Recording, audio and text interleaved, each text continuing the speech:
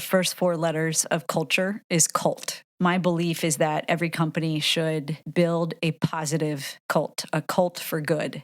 He came to us when he was 34 years old and he said, listen, I've worked for my dad's liquor store, never made more than $100,000 a year. I don't have money for an office. Can we use your only conference room to launch VaynerMedia? Yeah, you can't say no to Gary. Like, he's very convincing. So I said yes right away. And I said, Kass, can you talk to Gary? He wants to use our conference room. And I already told him he could. So 0 to 1, you're starting a company, you know what you want, you've pitched your idea to friends, family, investors, whomever, and you create that financial projection, right? What it's going to take, what it's going to look like in terms of expenses and revenue. So your job in that first year is to constantly... I'm Mike Lazerow. This is my wife of 25 years and business partner and mother of 3 kids and 3 dogs, Kass Lazerow.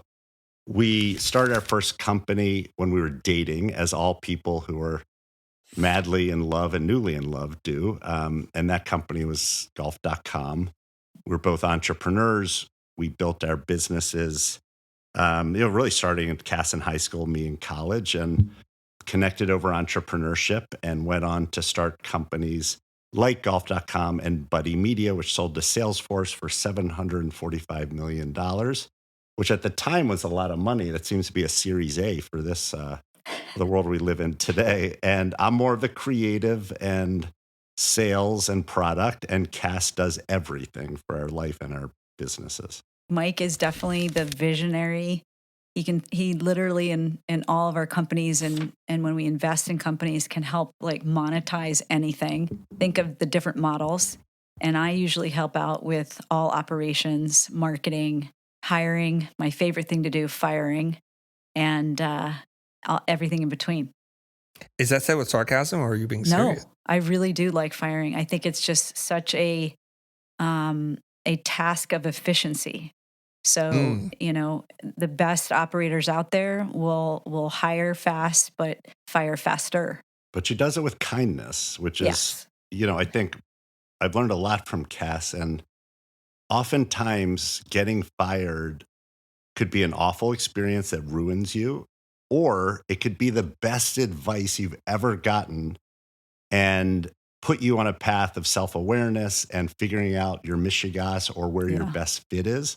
Mm-hmm. And Kass is really good at like firing people and making them feel great and giving them feedback that really, I think I've seen it over and over again, changes their lives. You have to, my philosophy is that you spend so much time and care trying to recruit somebody for a company that you have to spend the same amount of time when you actually let them go, right? It's only fair. And, to do the right thing, this is an opportunity where someone can learn and change the trajectory of their career if they choose to listen. But you have to give them the information. Wow, that's a very interesting philosophy. I mean, there's so many things I want to get into in terms of like how you stay married and happy working together, because that's a challenge. You both have accomplished things that our audience can only dream of, and you're looking at that perspective. You have such an interesting, unique approach to firing that I have to get into as one who struggles with it myself. And I know many of our listeners do this. And from my own history, I've been reluctant to hire people because I just didn't want to fire people. Right. And that was an artificial constraint placed on myself. And once I learned how to deal with it, it made my life a lot easier. Of course, I can grow. But let's just do this. I've learned from some of the best podcasters who I aspire to be. If someone doesn't know anything about this episode, give us a few high-level things as to why they should pay attention. I'm going to say that the first 4 letters of culture is cult. And my belief is that every company should build a positive cult, a cult for good. And harder to do with this remote world and this remote workforce, but absolutely necessary as you start to create companies where people are, quietly quitting, checked out, literally phoning it in, that how you embrace culture is like a big deal. I think from the highest level, we've spent our 30 years, working years at least, Kass a little more. She's older than I am. Just a chronological fact. I'm not, but the way he says that, it's just so bad. Yeah.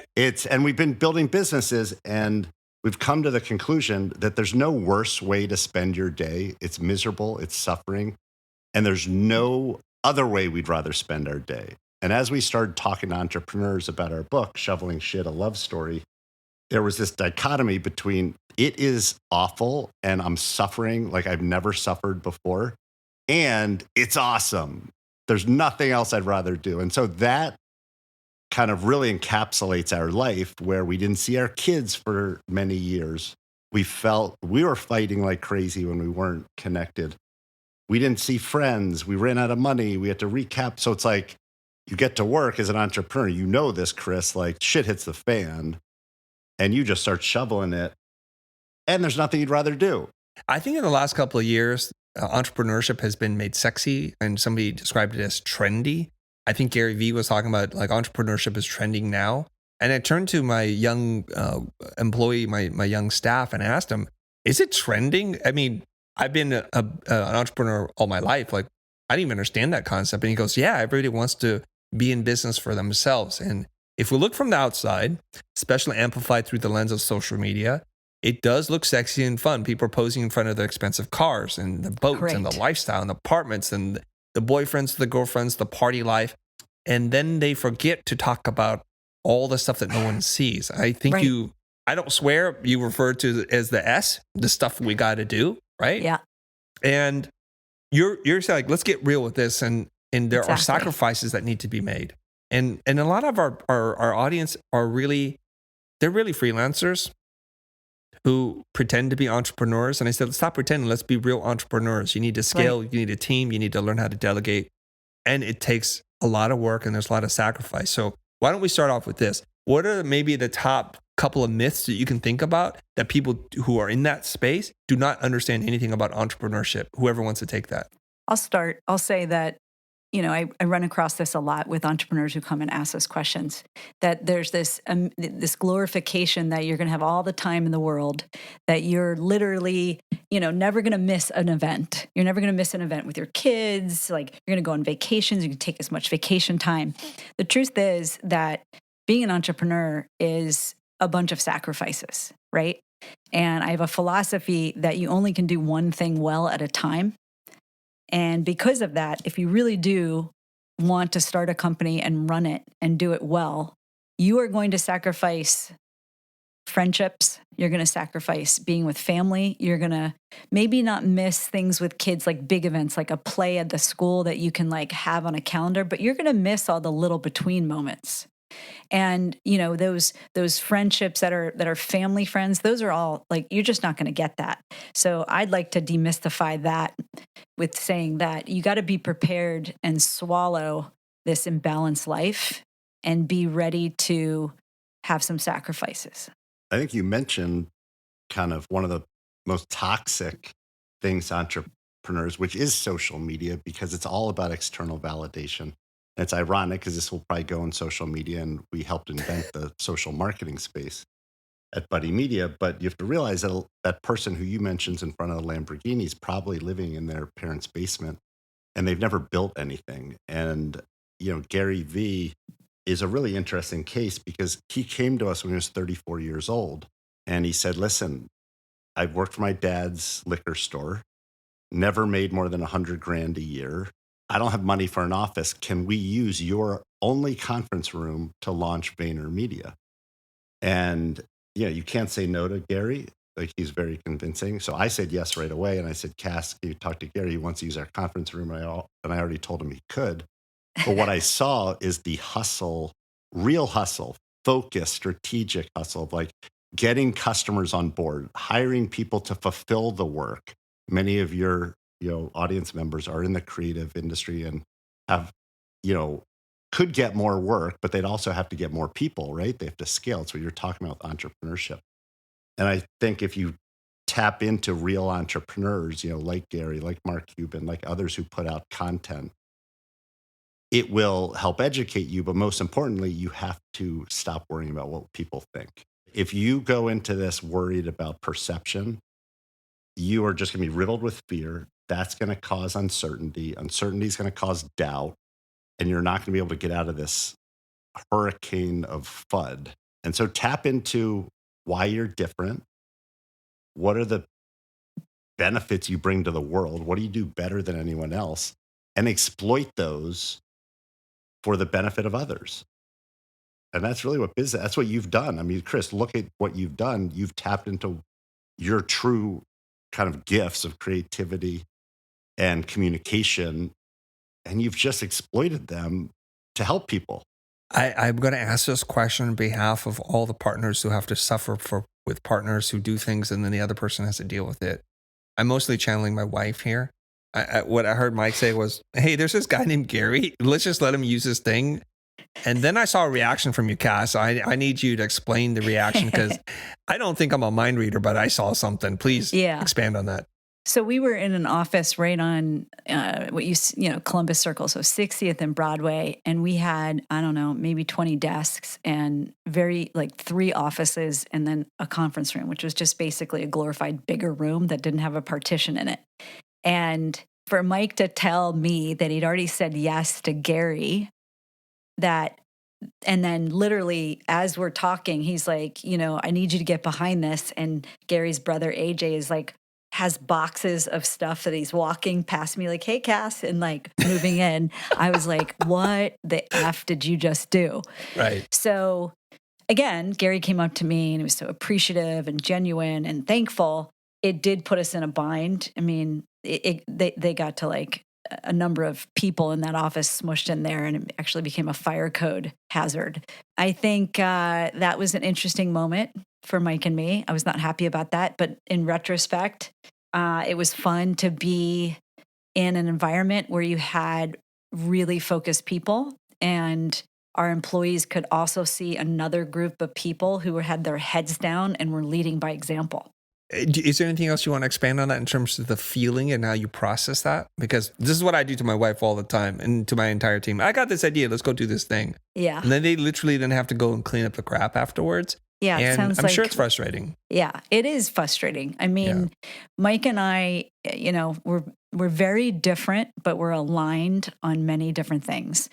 One thing we're not aligned on is when he can start talking and pitching ideas to me, and that's in the morning. So he wakes up fired up to go and has like an idea like coming out of the shower and then like opens up and goes, I have another idea. So yeah, it's frustrating. I'm the one, he throws things over the fence and I've got to, like, just like your wife, I've got to execute it. I've got to operationalize it. I got to figure it out. But it's also how we get our best ideas, because if he throws me something that I cannot figure out how we can scale, it's a great filter for him, right?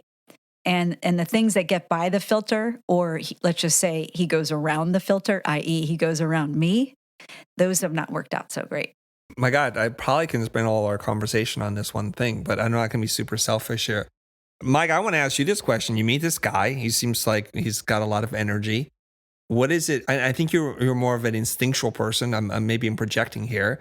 What is it that you see about this young Gary Vaynerchuk who's like, we have limited office space, but why don't we share what limited resources we have with a random person, I think, right? Yeah, no, I didn't know him very well. And what was interesting about Gary at the time is he had a small following from his wine library show. Mm-hmm. How he was creating content was unlike anyone out there. It was raw. It was him. He was eating dirt. He was animated. And he'd built this business, which I knew about. I don't drink, but I knew about the store, Wine Library, from about $4 million of sales to $70 million off the back of content. We launched VaynerMedia to help marketers market in a whole new way, to connect with customers in a whole new way. So this is the advent of Facebook. We, were part of some of the first campaigns that launched on Facebook. And we just thought that like content was the currency of culture. My whole life is listening to my gut. And I wouldn't recommend it to everyone, but I do stuff that I think should exist in the world. Or, Liquid Death is a great example. Like, first time Peter Pham at Science talked to me about it, I just went down a rabbit hole. I met the founder, Mike Kass Lazerow, and on the spot I said, I'm in. This is pre-launch, an idea on a napkin. And I just thought that a wellness product marketed really well using content that made people laugh was like, would find a place in the world. Now, did I think it would be as big as it's gotten? Like, of course not. Like, you never do. I think that's what that story is about. Is like, you have moments in your life. If you make the right decision, it spirals in a new direction. If not, whatever. Like, life goes on. And I'm not afraid to do stuff that other people think is crazy, including my wife. There's another point to that, though, which is another myth for entrepreneurs, is that they think that the first idea they have is going to be the one that actually makes them big, right? So they think that they'll never have to pivot, they'll never have to change anything, and that whatever they came up with the first time, to the investors, to their company, to their employees, to their parents and their significant other, is the thing that's going to work.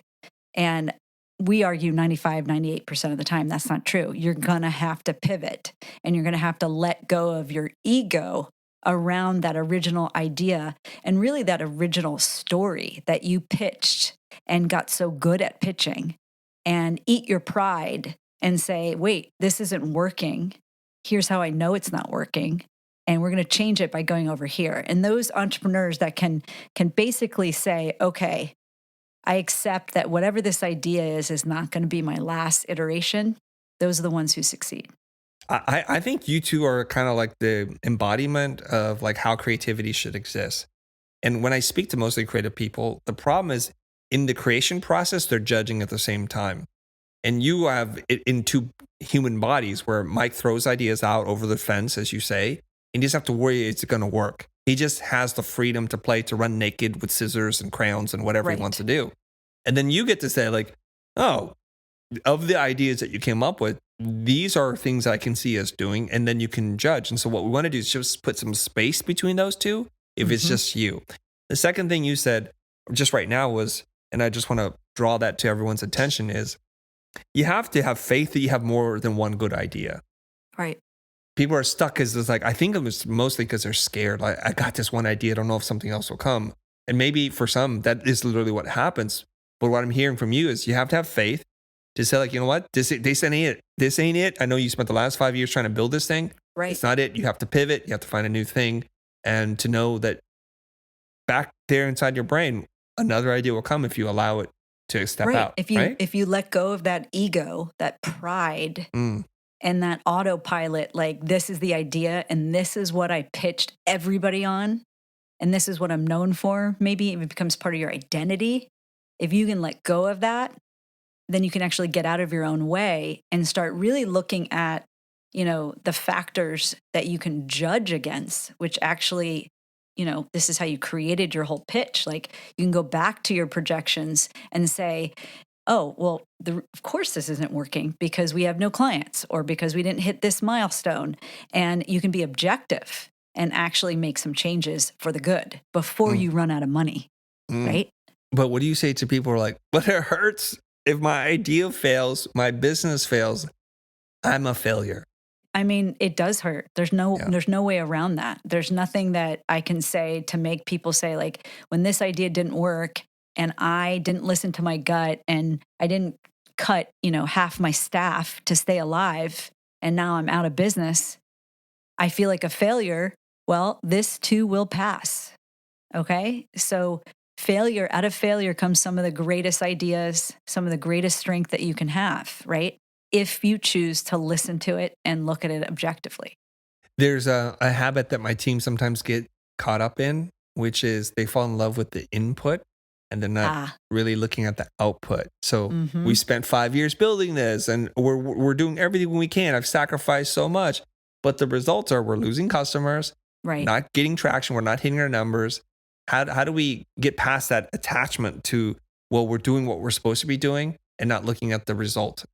I think Mike, that a lot of it is, because we've spent a lot of time studying that.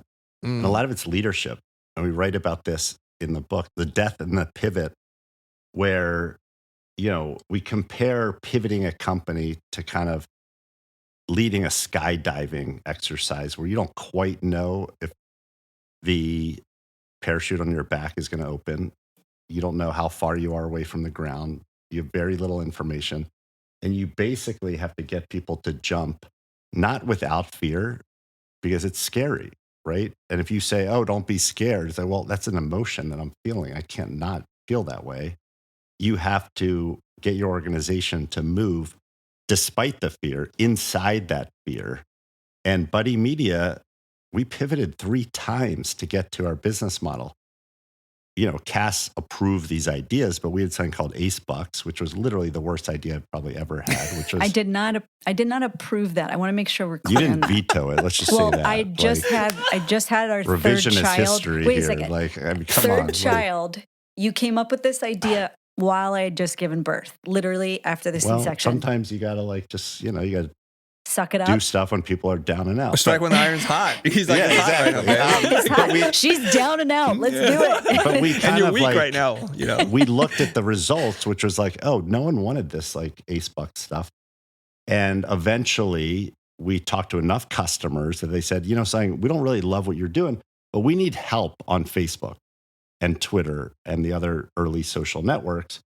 And that's where our Facebook page management system product came, and then our whole social media management system came from. And your job as a leader is to pull off the Band-Aid, set the course, make sure that everyone has what they need, and oftentimes lay people off and reorganize the business.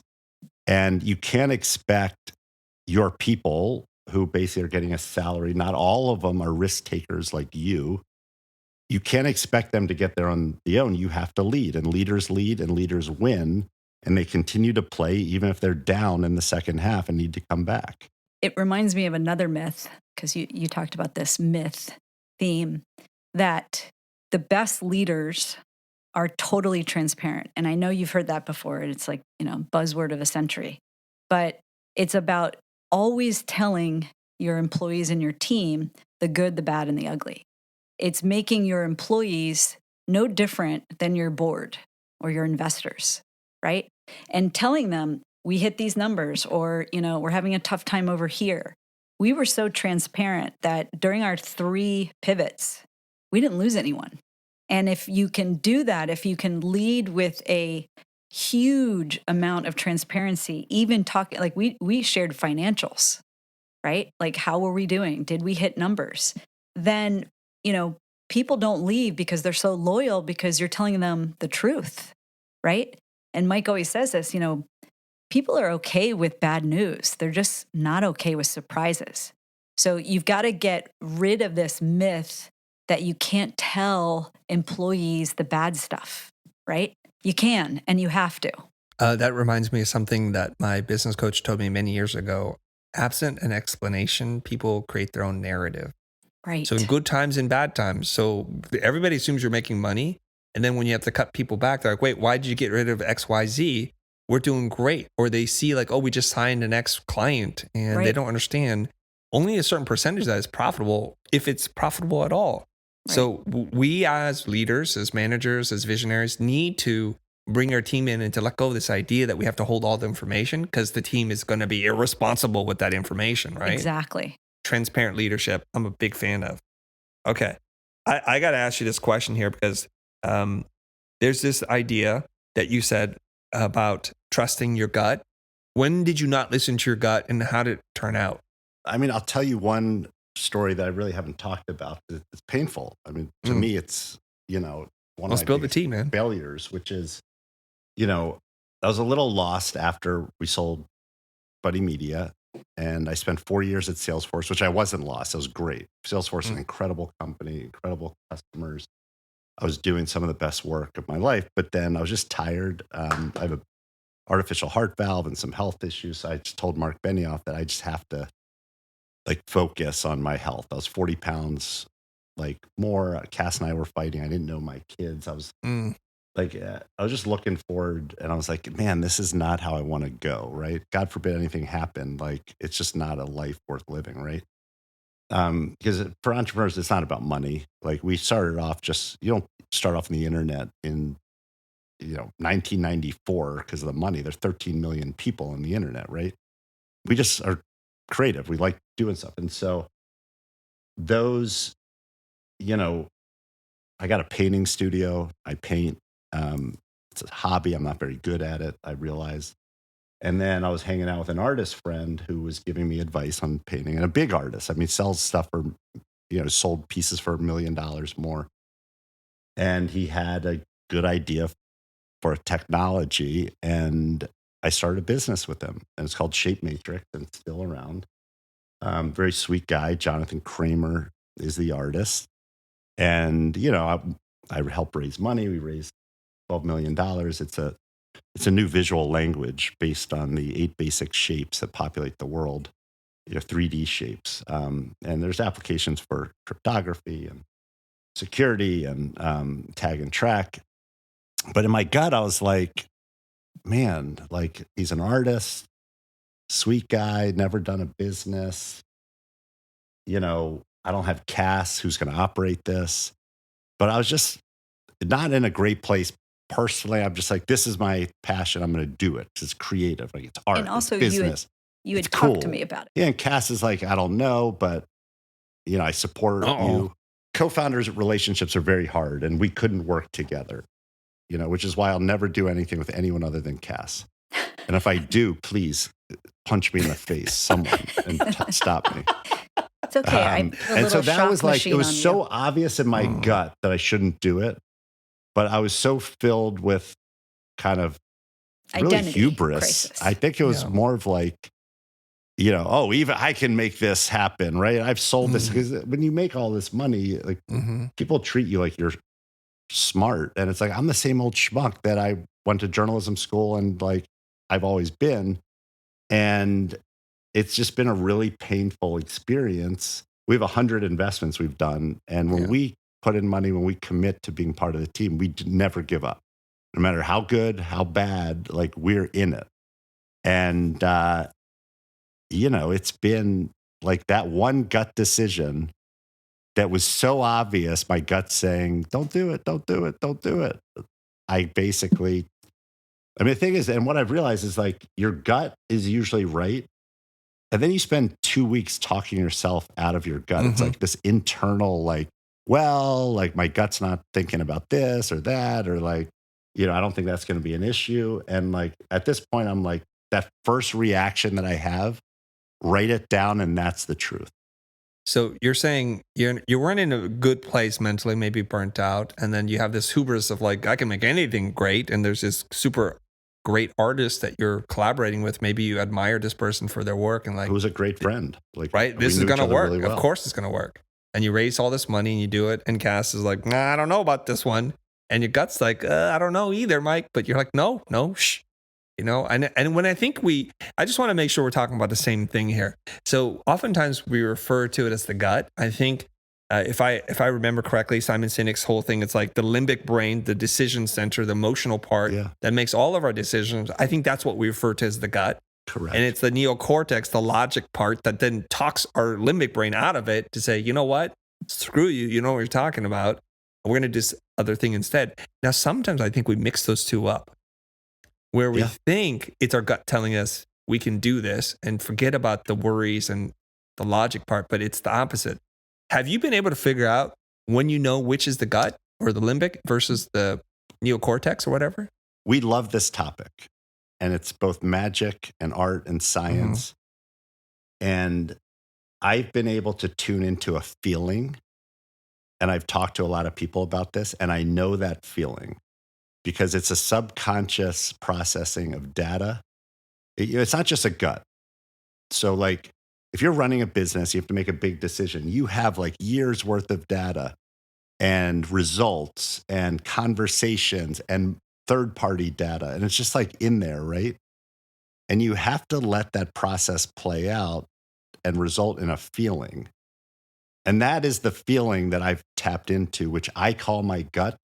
I'm not as smart as you, and definitely not as smart as Simon Sinek, who I met very early on. And I was always like, man, this guy's going places. But what you say resonates, because it's a very kind of like, our brains and the computer systems that we have in our, in our bodies they're just amazing. And they're doing the hard work to result in one output that I now, through a lot of trial and error, can recognize. I'm going to get to Kass But there's this line I can't remember exactly, and it's like Benedict Cumberbatch's run on Sherlock. And he was saying something to Watson, I just have to listen to my instinct. And Watson turns to him like, wait, instinct? He goes, no, it's just your brain working faster than your logical brain can comprehend. And that's what you're speaking about, Mike. We have all this experience in this data, and it processes so fast that we just call it gut or a feeling, but it's actually super logical too. Right. And there's something that's beautiful about your brain, that you're a dreamer, and dreamers, visionaries are also romantics. Everything works in your brain and your mind. Whereas Kass, I think you're a lot more like my wife. You're like the realist. My foot's on the ground. Right. You know, some of your crazy harebrained ideas just don't work. How does your gut serve you? I was thinking about this when Mike was answering his question. So I've always looked at pathways. How do we move pieces up a chessboard, knowing we're going to make sacrifices down the line, right? So we're going to lose a couple pawns. We might lose our rook. Like, we've got to do some things that push the board forward, even if they're not perfect decisions. And I've always loved, what do they teach you in like economics 101? Like, you've got to make imperfect decisions with imperfect data, right? And the people that can lead in that kind of uncertainty are great. But for me, when I think about it, if something I can't see a path, what looks like to me in my brain is I can't see a path that can move enough of our pieces forward, then it keeps me up at night. And I keep trying to say, like, it won't settle. Like, I always tell Mike, like, okay, I think I'm settled on that. That feels right, because I'm not trying to go find a different way to solve it. So for me, when my brain quiets down, I know that my gut, whatever you want to call it, is okay. It's a different way of seeing things than Mike. And I think mine is very like hardcore compared, like, and very tactical and sharp, if you will, because I'm kind of saying like, okay, he's got this idea. This is what he wants me to do with it. And then I'll go like, it's like a board in my head, like on my super screen of my brain, looking at all the different things that could be impacted, and if this is worth it. I want to go down that path a little bit more with you, because my wife, who's also my partner in business and life and the mother of our children, we see things a little bit differently. And I'd love to get your perspective on this, Kass. So I'm okay with risk. I'm very risk tolerant, and she's very risk avoidant. So when there's an opportunity, we'll put that in air quotes because they're not opportunities. Half of the time I'm totally wrong. I don't know what the next move is, but my gut says this is going to work out. So I'll do business, or I'll go to meetings and I'll do things with people that I'm like, it may not work out. Whereas my wife needs to see what the next 5 steps are on that chessboard, because she can't see the play. She goes, why are we wasting our time? Now, more often than not, I would say like 80% of the times I'm right about this kind of stuff. I'll put myself in a risky, quote unquote, way, but then they pan out to be this other opportunity I could not have seen. Right. So from your perspective, how do you process that, where I don't know what the next moves are, and do I allow ourselves, our company, Mike or myself, to go forward not knowing, or do I shut it down? Maybe this might be where your wife and I are different. So I don't care. I'm a risk taker. I think that in order to succeed with anything, you have to be a risk taker and be okay with whatever the consequences are. Because I know if you bet on yourself, you can pivot right into something else, good or bad, whatever that may be. So with things that Mike comes up with, like Ace Bucks or tickets, he had this one idea with tickets, which was just wanted to make me vomit at one point. Don't even say that one yet. I'll tell him that one in a second. But made me want to vomit in our company. Like, I'm willing to not know how to execute as long as I can still see a path forward with the team members around me. It's when there's like, how does this work with the team? Like, this doesn't, like, I can't see the workflow. I can see this getting to be a big bottleneck. This can't scale. And nothing makes me more itchy or upset or grumpy than not being able to scale something in an efficient way. I can stand in a line at a movie theater and I want to go up to them and be like, if you just put the rails over here, this is going to go a lot faster, right? So that's how I process it. But it's not about risk for me. I never look at it with a lens of risk. I look at it as how can we move forward and not disrupt the board, if that makes sense? Yes. And it's a very rare thing that you possess. And probably why Mike's like, I can't do this with anybody else except for with Kass, because a lot of people ask the how question, but it's not the same how question. Like he has a big idea and most people are like, well, how's that going to happen? So we're kind of caught in the tyranny of the how. We get caught up in the weeds. And yours like, no, we like this idea. How do we make that successful? Not how do we deal with all the details, right? Right. So it's very different. Your mind is activating something different. Yeah, it's activating this like go forward, right? Yes. Like just move forward. And I think I'm able to say, okay, these are the 3, markers, if you will. If they happen, we got to shut this down and pivot. Right? So to me, it's about, I guess if you really kind of boil it down, it's about data, right? So I'm willing to take any idea and I'll figure out how to move it forward. But if we're going to measure ourselves against scale, efficiency, making money, you name it, that's great. Give me those data points because that just helps me with my equation. Now, I will tell you a story that you will laugh at. So we had just had our second child, Cole, and we had him on April 4th, 2004. So 04, which is kind of a lucky day.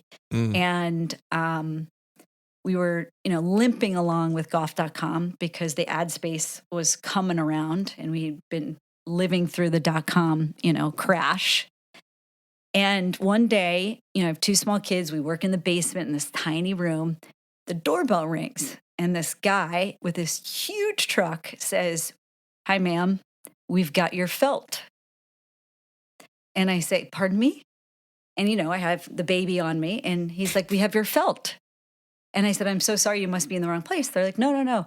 Michael Lazerow? And I'm like, "Yeah." And he's like, "We have your felt." And I'm like, "Why do you keep saying felt? Like, what does felt stand for?" And he's like, felt, poker felt for tables. And I said, "Well, how much felt do you have?" And I walk to the truck and there's like 4 pallets of felt. So I go, "Hold on a second," slam the door, go back down. And I go, "Mike, what the F did you just do?" He's like, "Oh, well, I might have started a company called freefelt.com a couple months ago." And I was like, "What?" He's like, "Yeah, I ordered all the felt. Poker's really big. And we're just going to start sending the felt out." And I said, there was a business behind it. It wasn't just sending it out. It was a lead gen system for online poker. Wait, Mike. I need to hear the rest of the story, and then you can tell your side of it. Honestly, there was no connection on what made sense and why in my home there was going to be 4 pallets of felt. And then, ready? The big question, who was going to be sending the felt? Who? All right, Mike, you can now say it. I mean, listen, it was a mistake. I was young. So I'm not going to defend it. You can say that now. You can say that now. The idea was simple, which is like, this is the beginning of online poker. Yep. Sites are getting paid. Are paying out $1,000 per funded account. So, hey, you're playing in an online poker game or a home poker game. Here's like free felt. Just pay shipping and handling. I'd break even off that. But I'd be able to get people to raise their hand and say, "I play poker," and then get them onto Poker Stars and all these sites. Mm-hmm. Now, let's just say at the time when I was only 30 years old, not even 30, no, I was about 30. I wasn't great at what's called communication and asking Kass questions that I didn't really know the answer to. Or you didn't want to hear the answer. No, I kind of knew you'd hate the idea. So I resemble that statement, I'm going to say. So I'm like, if I ask her about this business, she's going to say no. I'm not going to be able to do it. And like a giant man baby, I just went and did it. Okay, I want to get to the book. I know we don't have a ton of time. I'm excited for you guys. The book launches, I think, in June. It's called. That's right. I can't even say because I don't Shoveling swear, but I know. Shit. A love story. It's about Chris the has entrepreneurs. a much cleaner kind of language than we do. About the entrepreneur's messy path to success. So we hope that, entrepreneurs want to pick it up because we have like 50 plus cheat codes in there, 30 years of our lives and lessons that we've learned, and really just trying to give back to everybody so that they can get a head start when they decide to become an entrepreneur. Okay, now there are parallels here, right? There's the it's a love story, your own love story, and how you're able to make this work. And it's obvious here. There's give and take, push and pull, but there's also the love story about like loving your business, doing the hard work. There's a lot in there that if you are not made for it and you can't learn to love it, you're going to ultimately not be as successful as you want. And worst case scenario, you fail. So I get that part. And you mentioned cheat codes. So let's just do this. With the time remaining, why don't we just go left and right until we are like tired? Give us one of the cheat codes. Let's go to Mike and then we'll bounce over to Kass and we'll just go back and forth. Okay. What is one cheat code, Mike? I mean, number one is, to me, is don't run out of money. 3 things that a founder has to do is not run out of cash, not run out of cash, not run out of cash. And we talk about the greatest ways to fund the business, not venture businesses. This isn't built for tech entrepreneurs. It's built for the 5 million people who start businesses every year. Most of them look like restaurants and laundromats and service companies. And the number one way to really bootstrap your business is customers. And we focus a lot on that. So that's like number one cheat code for all entrepreneurs is kind of how we got very good at funding businesses, both through customers and then obviously at VaynerMedia, we had to build stuff before we sold it. So we'd end up raising $100 million. Wonderful. Okay. Over to you, Kass. Focus, focus, focus. So 0 to 1, you're starting a company. You know what you want. You've pitched your idea to friends, family, investors, whomever. And you create that financial projection, right? What it's going to take, what it's going to look like in terms of expenses and revenue. So your job in that first year is to constantly, and this is what we see entrepreneurs not doing, but constantly look back at that financial projection so that that becomes your focus, right? That's how you measure yourself against what you told everyone that was going to happen, that was good, that was a good outcome in the first year.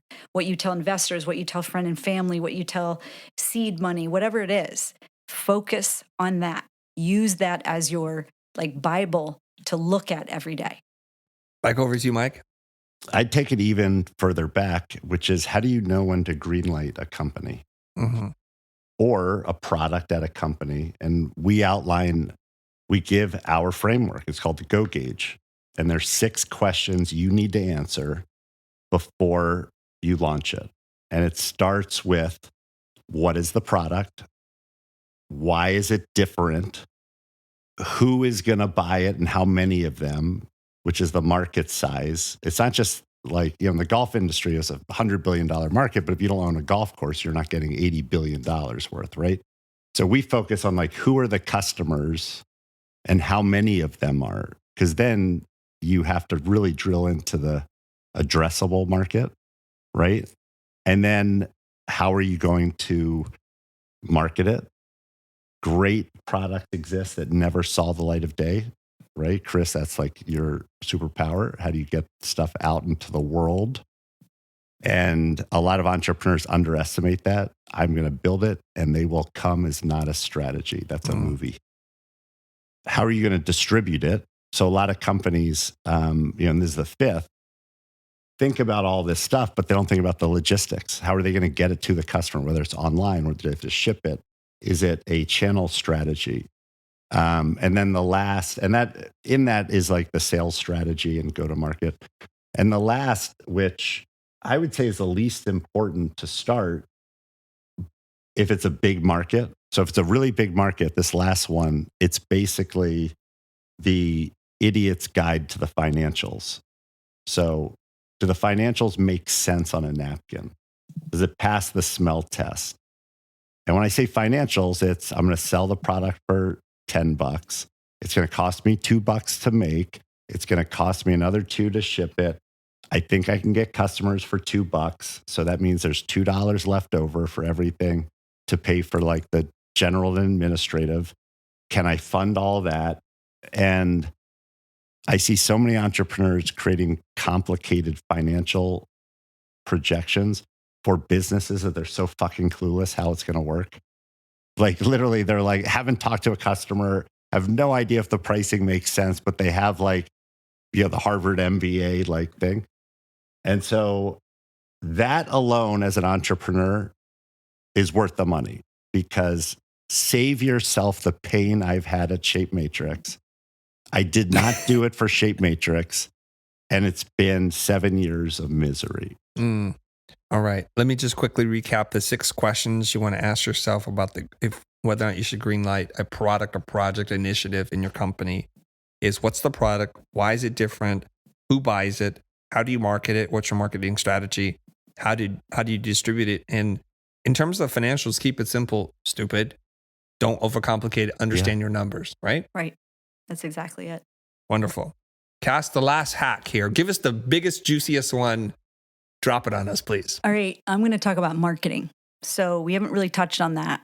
And when you're a startup, you probably don't have any dollars to market. So what we did, and obviously this last company was a big one. We were starting a new category, social media marketing, right? And social media management. But it's not like, we started the company, we got a little funding right away, but it's not like I could say like, hey, give me $500,000 and like that's going to be my budget. So what do you do? So you got to think about, depending on your product or service, where are your customers? And wherever they are, in our case at that time, they were at conferences, right? So conferences are a pretty cheap way, for the most part. Some are $1,500 a ticket and stuff. But that's how we spent our money, our marketing dollars in the very beginning, right? So we went there, and then I would negotiate 2 for, 3 for tickets and stuff like that. I'd pitch Mike, this incredible PR guy that was helping us pitch him for a thought leadership panel conference, which was great because, as you've seen here, Mike has a lot of insight about a lot of things. So now I've got Mike, 2 other salespeople going to a conference. I've got Mike on stage. Now think about what's the cheapest thing I can do to brand our company in that way with all the extra customers that are walking around us at this conference. It's always around food and beverages. I will tell that to anybody until I die.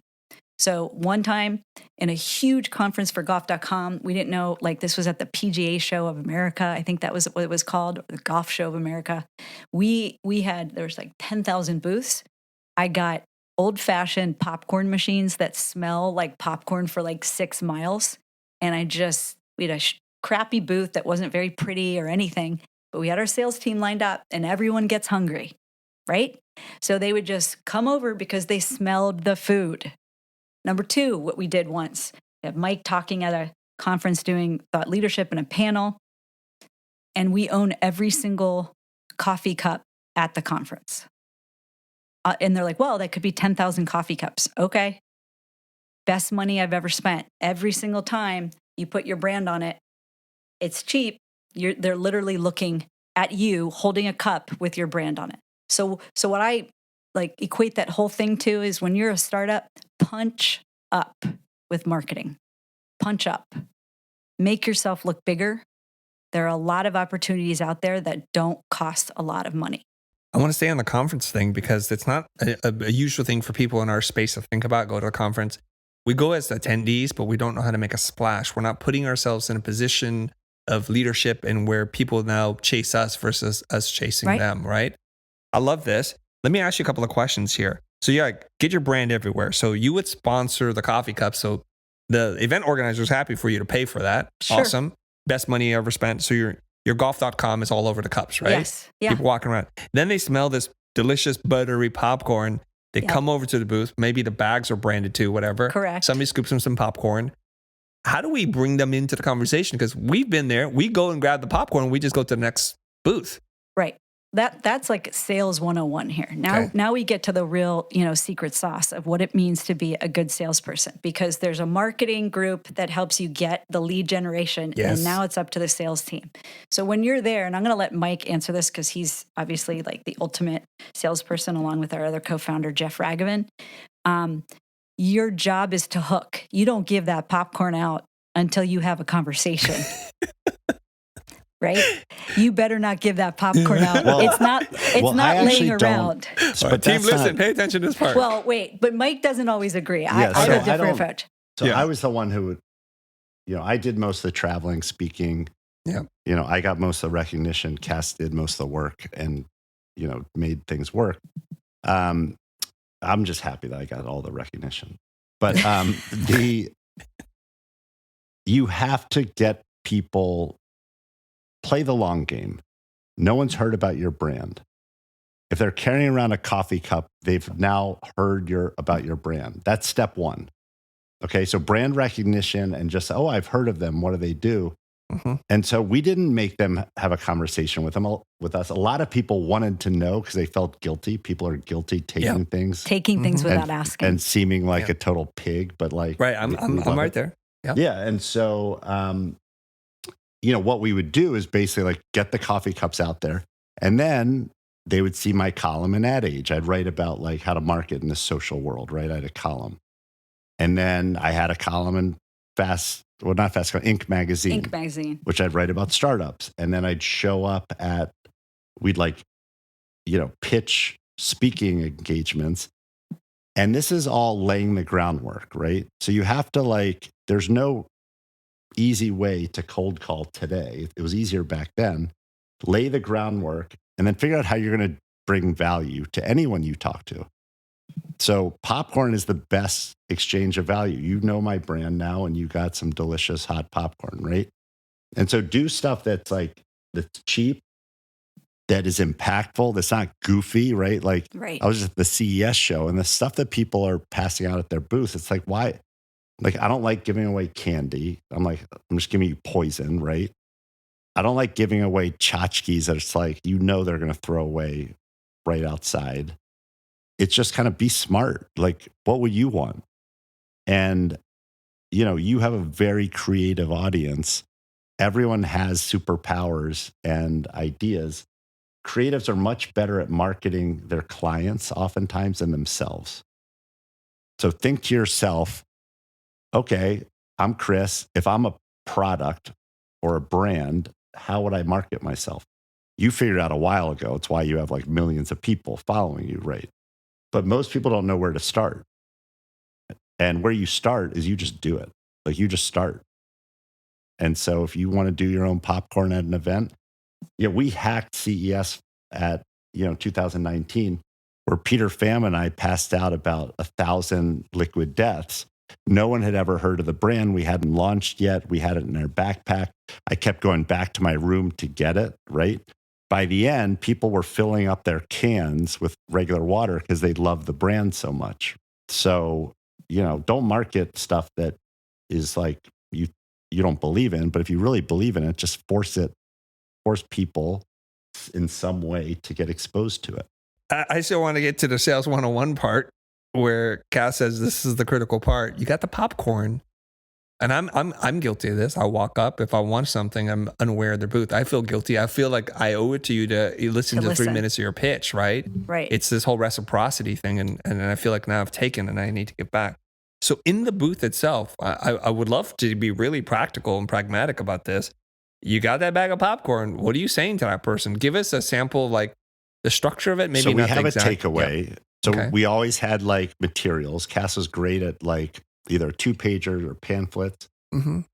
We had giveaways. Kass didn't mention this, but we always had win a trip to whatever, and people could enter by scanning or by putting in their business card. We constantly did that. And we had salespeople there. So people who are interested would be like, hey, this is what we do. If you have if you market in multiple languages, multiple countries, we have a system to let you hyper-target content on Facebook at the time, but then it opened up to others. And people who were dealing with that would say, oh, I got to do a demo. And we usually in the back had a computer set up, but you could follow up afterward. But sales is not a, one and done. It's we look at it as building relationships. How did people feel when they left our booth? Was it worth their time or was it not? Popcorn helps, but if they're going to spend 10 minutes. But the other thing, Mike, I think that I saw you and Jeff and all the other sales team doing is the conversation is about, hey, let me tell you about, Buddy Media or golf.com. It's more what are the problems you're facing right now in your company, right? So you talked about reciprocity, Chris. We usually have taught our salespeople to then turn it around and give back again, give back more, right? So it's not take. It's not quid pro quo. It's how can we help you, right? Yeah, it's give. It's give, and draw them into the conversation, right? Popcorn got them there. Now we have some stuff to give them. At golf.com, we would get Titleist to give us a driver, and everybody was crazy about, new golf clubs. So they'd sit there and fill out their information, which helped with our lead gen. And then you can say, because we're giving, what brings you here? What are you facing in your industry right now? What's happening with your company? How could we help? The Socratic opener. Right. Okay. So you're there to solve more problems and give them more stuff. And eventually, if there's a fit, you might do a demo. They're going to remember. Happens. Yeah, they're going to remember you. But you can do all of this by punching up, being creative. I mean, one year at South by Southwest, it was pouring rain and somehow dropped to like 48, 50 degrees.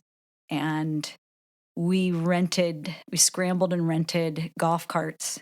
And we were a mobile golf cart coffee, like mobile coffee machine. And everyone was freezing, and we just provided the coffee in our coffee cups. Hungover. Yeah, freezing and hungover. But we were the coffee. And here comes coffee, Jesus! Like, da-da-da-da. We're your savior. I love that. Okay, yeah. Did you call an audible in the moment? It's raining. It got cold. Hey, somebody get the truck. Let's slap on a label. Let's do this. 5 or 6 days before our team did. I was watching the weather. Okay, I see. Yeah, we figured the weather, and it wasn't getting any better. It wasn't like it dropped all of a sudden. We would have been all in the same place. Right. But we saw it, and then we thought, oh my gosh, everything that we were going to do was going to be a waste of money. How can we get our branding out there? You know what I love about that is that you're not waiting till after the fact to make a decision. You're kind of anticipating it and paying attention to this. And I love the second part that you said, because earlier in our conversation, you said, you know what? Don't fall in love with your first idea. Be ready to pivot and know that that's a loser. So you had a plan going in, and now that plan's not going to work. Most regular folk would just, no, we paid for it. We're pot committed. We're going to go all in on this. And holding shove 2-7 it in. off, 2-7 offsuit. We're going to go in, right? Yep. That's for Mike. So then you're like, let's switch gears here. Right. And we can change it up. And you do that. So you know what?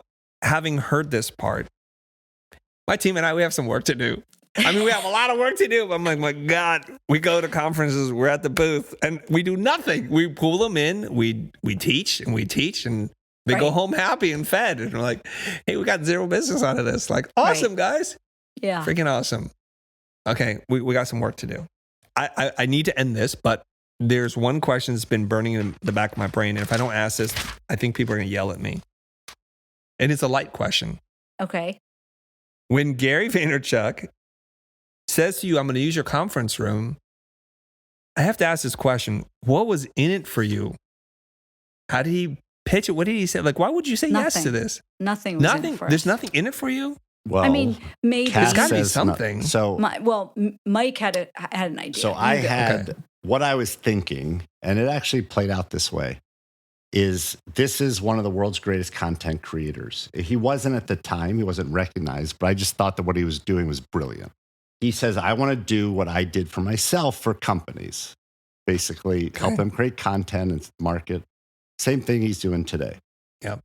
In my head, I was like, we have the software. You're going to be the agency. And if you succeed, you will deploy our software alongside your services, right? Mm-hmm. And we talked about that. Gary and I said, listen, I still remember this pitch. We went into the NHL's headquarters together, which was walking distance from the office on 6th Avenue. Mm-hmm. And, when you meet with people at the time with Gary does all the talking. And he just starts and you just sit back, and we ended up winning business together from the NHL, which, we gave him the conference room, 0 strings attached. Yeah. I knew this was going to be one of my great friends in life long term. I just felt it. We ended up doing a lot of business together. We own pickleball team together. We're part of his wine company, Empathy. We are investors in VeeFriends and own a lot of VeeFriends tokens, if any of your audience likes the VeeFriends community. So sometimes you have to give way before you get anything. And this is an example that we gave, and what we've gotten in return is so far lopsided on our side. We've gotten so much more. He wrote the foreword to the book and he said, I'm all in. Like he's marketing our book for us. He's got 40 million followers. So sometimes do what you think is right or that you want to do, even if you don't know what's going to happen. But serendipity is a good thing. I didn't know Kass was going to say yes at a wedding when a kid who was 3 years younger at 21 asked her to dance. I was nervous. I'm like sweating. I wasn't good with what they call the girls, right? And so I just went up to Kass and I'm like, hey, you want to dance with my sweaty hands and me? But like, if I hadn't, I'd be in jail or homeless, right? Like, who knows what would have happened? Those are options. And so just do stuff that you want to do or you think's right. And it's just like, that's this crazy thing about this awesome thing called life, which is just like, you get to do shit that's, you may not know why you're doing it, but you do it and let the cards fall. For the record, as our audience is listening to this, spitting out whatever beverage they had in their mouth, thinking what I'm thinking, Mike, they're just called girls. You're like, they call them girls. It's like, they're still girls. They I went to an all-guys high school. I wasn't popular. And so the fact that Kass was good looking, smart, and had a heartbeat, meant that she was my type, right? Yes. Yes. I love this. And for the Gen Zers, if you're listening, what Mike meant to say, he didn't have the Riz. So, but he did anyway. He took a shot. Yeah, I know what Riz is. I still don't have the Riz, that's for sure. But you know what? You don't need to anymore. Yeah, Kass has the Riz. You're good. You're good. You got a good one, and you're making it work. Yes. It's been lovely talking to you for a lot of different reasons. I want to mention this. I've been talking to Mike and Kass. Their book, Shoveling Stuff, A Love Story, is coming out in June. Be sure to check it out. I've enjoyed the transparency, just the realness, your depth of experience. I'm sure it's a fount of knowledge. And so I'm going to recommend everybody, if you've enjoyed this episode, please do look out for the book when it drops. It's a couple months away. Kass and Mike, it's been a real pleasure talking to you. I enjoyed watching you just interact with each other. It's just, just a human. I'm just watching it. And, I know you're not in the same room, but it feels like you're in the same room. And it's just been really cool. So I appreciate you coming on the podcast. Yeah, Chris, this has been really special. We appreciate it. And you're a special content creator who really, we feel great coming out of this. I do, at least. So thank you. I do too. Thanks for sharing so openly. That's all I could ask for. If people want to look up whatever it is you're doing, check out the book, whatever it is, where should we send them to? Do you want to tell them, Mike? www.kassandmike.com or just the book, www.shovelingshit.com. Spelled out the way it's spelled out, or Correct. with the exclamation? Spelled out the way it's, listen. Spelled out the legitimate way, as it was intended it's by raw God. Entrepreneurship. We weren't going to sugarcoat it. Let's just say that. Okay, wonderful. Now you guys know where to go. I'll make sure to put the links in the show notes. Thank you.